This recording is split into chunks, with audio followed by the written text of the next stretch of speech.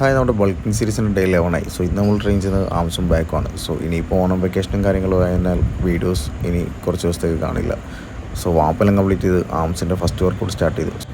Cable line കേൾ ചെയ്യുന്നുണ്ട് 12 reps. അന്നേരം തന്നെ സീറ്റഡ് കേളും ചെയ്യുന്നുണ്ട്. ഫെയിലിയർ 4 സെറ്റ്സ് ചെയ്യുന്നുണ്ട്, രണ്ടും കൂടി സൂപ്പർ സെറ്റായിട്ട്.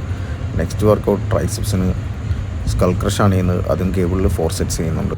നെക്സ്റ്റ് വർക്കൗട്ട് വീണ്ടും ട്രൈസെപ്സിന് ന്യൂട്രൽ ഗ്രിപ്പിൽ പുഷ് ഡൗൺ ചെയ്യുന്നുണ്ട്. 4 സെറ്റ്സ് 12 to 15 റെപ്സ് ആണ് ചെയ്യുന്നത്.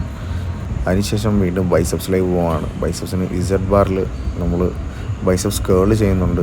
15 to 20 റെപ്സ് വെച്ചിട്ട് 4 സെറ്റ്സ് ആണ് ചെയ്യുന്നത്. അതിനുശേഷം വീണ്ടും ട്രൈസെപ്സിൽ ഡി ഹാൻഡിലിട്ട് റിവേഴ്സ് പുഷ് ഡൗൺ ആണ് ചെയ്യുന്നത്. 4 സെറ്റ്സ്. അതിനുശേഷം ബൈസ് നമ്മൾ ചെയ്യുന്നുണ്ട്. ക്ലോസ് ഗ്രിപ്പിൽ റീച്ചറാണ് ചെയ്യുന്നത്. 4 സെറ്റ്സ് 12 to 15 റെപ്സ്. നെക്സ്റ്റ് ട്രൈസെപ്സിന് ഡിപ്സ് ചെയ്യുന്നുണ്ട്. വെയ്റ്റഡ് ഡിപ്സാണ് ഞാൻ ഇവിടെ ചെയ്യുന്നത്. 4 സെറ്റ്സ് ചെയ്യുന്നുണ്ട്. അതിനുശേഷം റിവേഴ്സ് കേബിൾ കേളും കൂടെ ചെയ്ത് ബൈസെപ്സിൻ്റെ വർക്കൗട്ട് ഞാൻ ഫിനിഷ് ചെയ്തു.